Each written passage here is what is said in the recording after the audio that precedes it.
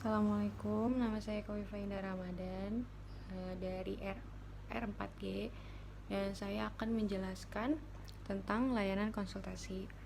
Jadi layanan konsultasi itu sendiri ialah bantuan atau layanan dari konselor untuk klien, yang dimana konselor adalah konsultan dan klien sebagai konsulti yang akan membahas tentang pihak ketiga, permasalahan pihak ketiga. Siapakah pihak ketiga? Pihak ketiga ini yang akan dibicarakan ini adalah orang atau individu yang merasa dipertanggungjawabkan oleh konsulti. Misalnya anak konsulti, murid konsulti, atau orang tua konsulti. Jadi pembahasan mengenai orang-orang yang dipertanggungjawabkan oleh konsulti yang berkaitan.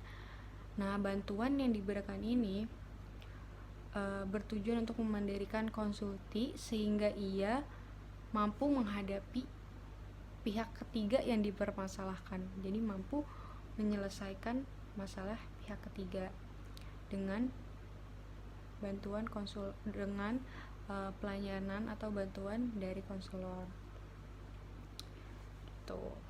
Nah, di dalam layanan konsultasi ini ada tujuan. Tujuannya ada dua. Pertama, tujuan umum. Kedua, tujuan khusus. Tujuan umum ini bertujuan supaya konsulti dengan dengan pengetahuannya tentang pihak ketiga, dia bisa dengan mandiri menyelesaikan masalah pihak ketiga dengan apa yang dia tahu dari pihak ketiga, dari pengetahuan yang dia tahu tentang pihak ketiga, dia bisa menyelesaikan masalah itu. Sedangkan tujuan khususnya hampir sama dengan tujuan umum, apa yang konsulti tahu, tapi ditambah dengan wawasan.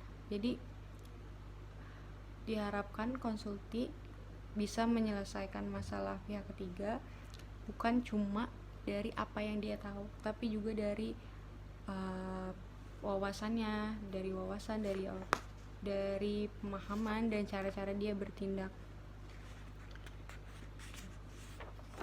Kemudian ada komponen ini adalah orang-orang yang terlibat dalam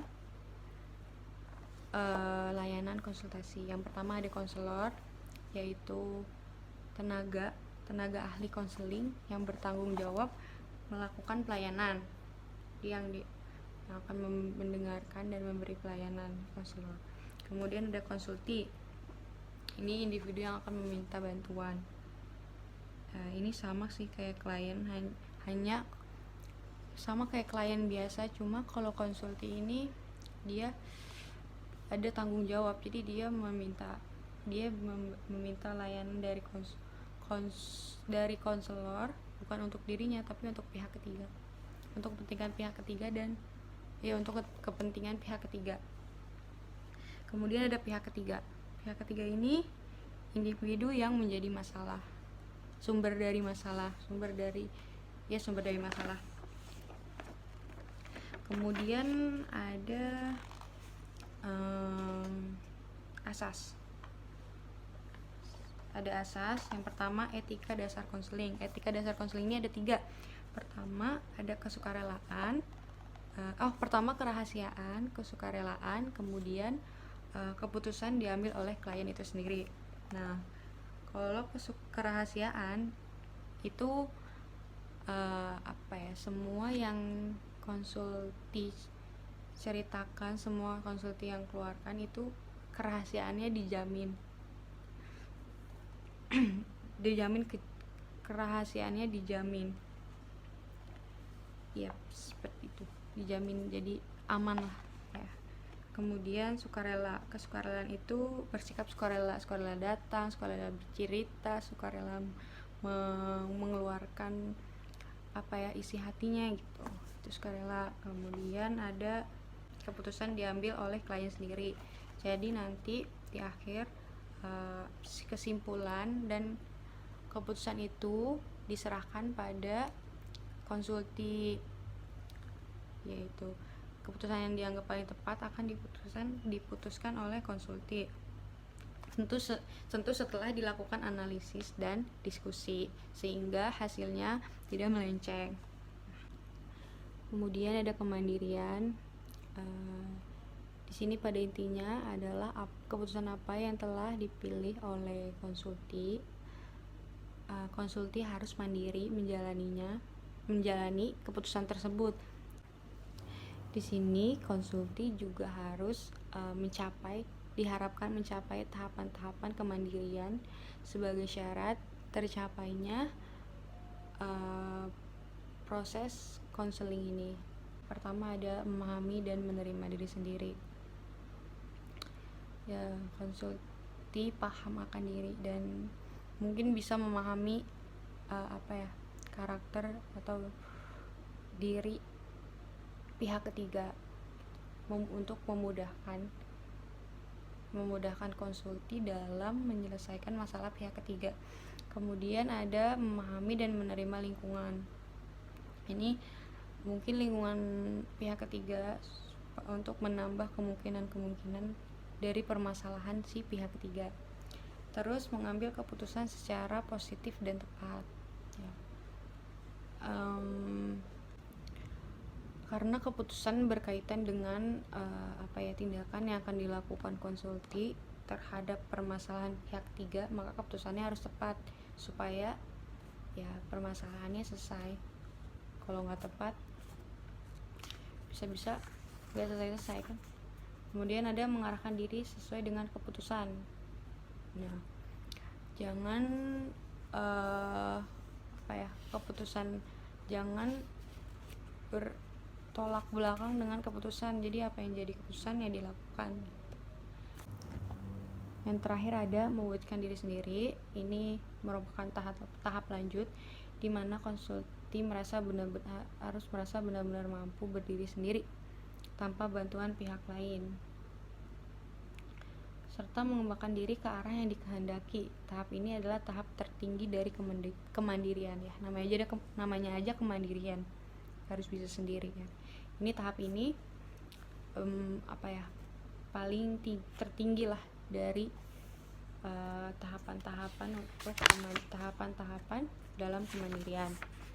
Nah, terus ada yang ketiga, itu ada asas-asas yang lain. Asas-asas yang lain itu kayak asas kegiatan, kekinian, kedinamisan, keterpaduan, kenormatifan dan lain-lain. Itu diletakkan di akhir karena hanya bukan yang gak penting, tapi yang difokuskan itu yang tadi kemandirian, kesukarelaan, kerahasiaan, kesukarelaan, keputusan diambil pribadi, dan satu lagi kemandirian. Ya, itu difokuskan ke itu dulu. Kemudian ada pendekatan strategi dan teknik. Yang pertama itu pendekatan. Nah, proses layanan konsultasi ini dilakukan melalui 2 tahap. Yang pertama konsultasi antara konsultan dan konsulti. Lalu tahap kedua proses penanganan oleh konsulti pada pihak ketiga. Jadi dengan kata lain, penanganan ini ditangani melalui perantara. Nah, yang jadi perantara itu konsultan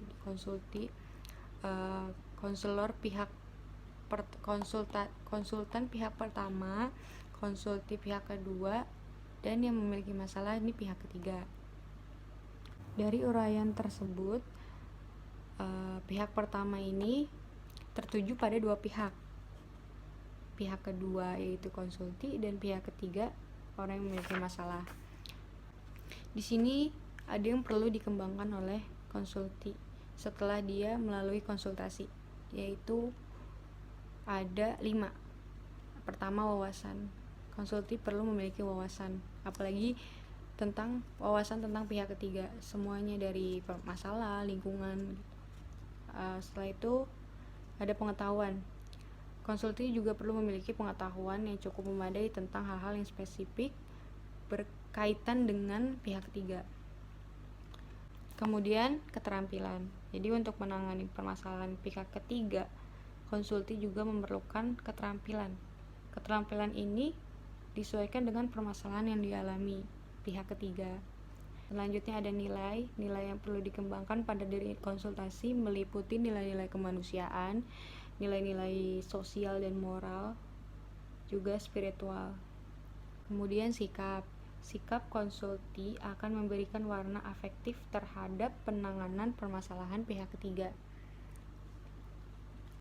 Poin-poin tadi disingkat menjadi WPKNS: wawasan, pengetahuan, keterampilan, nilai, dan sikap. Selanjutnya, setelah pendekatan ada warna konseling perorangan dalam layanan konsultasi. Jadi lebih spesifiknya di sini, sebelum konsulti diarahkan untuk mampu menangani masalah pihak ketiga, terlebih dahulu konsulti sendirilah yang perlu dibenahi. Hal ini mengingat bahwa permasalahan yang timbul pada pihak ketiga pada kalanya justru berpangkal atau dilatar belakangi oleh kondisi WPKNS, maka boleh jadi penanganan terhadap pihak ketiga tidak perlu lagi dilaksanakan. Dalam keadaan seperti ini, layanan yang sedianya dimaksudkan sebagai layanan konsultasi dalam kenyataannya berlangsung sebagai layanan konseling perorangan. Lalu ada teknik umum dan teknik khusus. Jadi teknik umum itu merupakan tindakan yang dilakukan konselor atau konsultan untuk mengembangkan proses konseling konsultasi. Nah, teknik ini diawali dengan penerimaan konsulti, mengatur tempat duduk, mengadakan penstrukturan, memberikan rasa kehangatan, keterbukaan, kontak mata, ajakan terbuka, dan lain-lain. Nah, sedangkan teknik khusus, layanan konsultasi yang dimaksudkan untuk mengubah tingkah laku klien berkenaan dengan masalah yang dialami pihak ketiga. Teknik ini diawali dengan perumusan tujuan, yaitu hal-hal yang ingin dicapai konsultasi dalam bentuk perilaku nyata, pengembangan perilaku itu sendiri, hingga peneguhan hasrat, pemberian nasihat, penyusunan kontrak, dan apabila perlu bisa beralih tangan. Nah, setelah tadi teknik, selanjutnya ada penguasaan teknik oleh konsulti. Nah, jadi kan selesai layanan konsultasi ini, udah saatnya konsulti memberi pelayanan pada pihak ketiga kan. Berarti dengan kata lain, konsulti akan menjadi konselornya si pihak ketiga. Nah, setelah konsultasi, konsulti ini diharapkan membawa beberapa ilmu dari apa yang dia dapat pada saat konsultasi. Nah, pertama, konsulti dapat menampilkan diri terhadap pihak ketiga dengan penuh afeksi. Kemudian menciptakan situasi yang kondusif dan memungkinkan memungkinkan pihak ketiga untuk banyak bercerita, menciptakan situasi yang baik bagi pihak ketiga untuk berinteraksi secara efektif dan konstruktif. Nah, itu. Jadi harus bisa menciptakan situasi yang hangat yang bisa membuat pihak ketiga nyaman untuk menceritakan keluh kesahnya. Nah, setelah layanan konsultasi ini selesai, konsultan sangat berharap konsulti menguasai WPKNS: wawasan, pengetahuan, keterampilan, nilai, dan sikap. Nah, karena dengan itu konsulti akan mampu membangun hubungan yang kondusif terhadap pihak ketiga dan dapat menerapkan keterampilan pengubahan tingkah laku terhadap pihak ketiga. Bisa membangun hubungan yang baik dengan pihak ketiga sehingga perasaan nyaman untuk bercerita itu timbul gitu, ada. dan dapat menerapkan keterampilan pengubahan tingkah laku pihak ketiga. Kemudian ada keterampilan yang perlu dikuasai konsulti pada saat menghadapi pihak ketiga, yaitu 3M, mengembangkan dan mendalami masalah, membuka pertanyaan, memberi dorongan minimal, serta teknik khusus pengubahan tingkah laku, dan pemberian informasi dan contoh. Semua itu berguna untuk membangun interaksi yang kondusif. Kemudian ada keterampilan lain untuk mengalihkan tangan kasus pihak ketiga kepada konselor bila mana konsulti tidak mampu menangani masalah tersebut. Nah, selanjutnya ada strategi BMB3, berpikir, merasa, bersikap, bertindak, dan bertanggung jawab. Nah, strategi ini mengajak konsulti berpikir, merasa, bersikap, bertindak, dan bertanggung jawab dengan permasalahan pihak ketiga. Demikian pula mengajak konsulti ber-BMB3 terhadap PPKNS, khususnya yang berkaitan dengan masalah pihak ketiga. Selanjutnya ada waktu dan tempat, di mana pelaksanaan konseling perorangan, maksudnya konseling yang akan dilakukan konsulti dan pihak ketiga itu dilakukan sesuai kesepakatan bersama gitu. Kapan dan di mana lokasinya, mengutamakan kenyamanan kedua pihak gitu. Lalu ada keterkaitan. Keterkaitan itu ada dua. Yang pertama, keterkaitan jenis layanan, kemudian keterkaitan kegiatan pendukung. Yang A, keterkaitan jenis layanan, di antara dua atau lebih pelaksanaan konsultasi dapat dilaksanakan kegiatan pendukung seperti aplikasi instrumen, kunjungan rumah, konferensi kasus, atau bahkan konseling perorangan terhadap konsulti. Dalam keadaan seperti ini, konsultan adalah tenaga profesional yang lebih dulu harus menguasai pendekatan dan teknik-teknik konseling perorangan, termasuk kegiatan pendukung. Lalu yang B, keterkaitan kegiatan pendukung. Masing-masing kegiatan pendukung dapat dilaksanakan dan hasil-hasilnya dapat dimanfaatkan. Pemanfaatan kegiatan pendukung disesuaikan dengan keperluan konsulti dalam menyelesaikan masalah pihak ketiga. Nah, kegiatan pendukung ini ada 6. 1. Aplikasi instrumentasi, himpunan data, terus konferensi kasus, kunjungan rumah, tampilan perpustakaan, terakhir alih tangan kasus. Terakhir ada operasionalisasi layanan konsultasi. Nah, yang pertama ada perencanaan dan perorganisasian. Setelah konselor mengidentifikasi konsulti dengan pihak ketiga serta garis besar permasalahannya, konselor mengatur pertemuan dan menyiapkan kelengkapan administrasi. Itu yang pertama. Lalu yang kedua, pelaksanaannya, menerima konsultasi, terus penyelenggaraan penstrukturan konsultasi, membahas masalah. Nah, dan yang terpenting adalah membuat pihak ketiga dapat menangani masalah yang dialami dan memanfaatkan sumber-sumber yang ada melalui strategi BMB3. Nah, ketiga ada penilaian.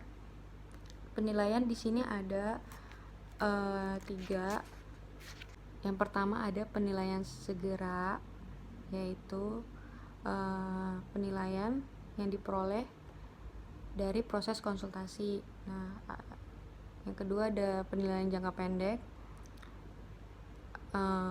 yang diambil dari dipusatkan pada bagaimana konsulti melaksanakan hasil konsultasi, terutama respon dari tindakan konsulti terhadap pihak ketiga. Nah, terakhir ada penilaian jangka panjang. Ini sasaran utamanya adalah perubahan yang terjadi dari pihak ketiga yang membuat konsulti harus ke konselor masalah ini, bagaimana perkembangannya gitu. Itu penilaian terakhir. Kemudian terakhir ada lagi setelah penilaian ada tindak lanjut dan laporan. Hasil akhir yang akan berguna untuk mempertimbangkan upaya tindak lanjut berkenaan dengan penanganan permasalahan pihak ketiga. Nah, hasil ini juga bisa dijadikan penilaian untuk bahan analisis dan diskusi, konsultasi untuk untuk mungkin masalah berikutnya. Saya terima kasih.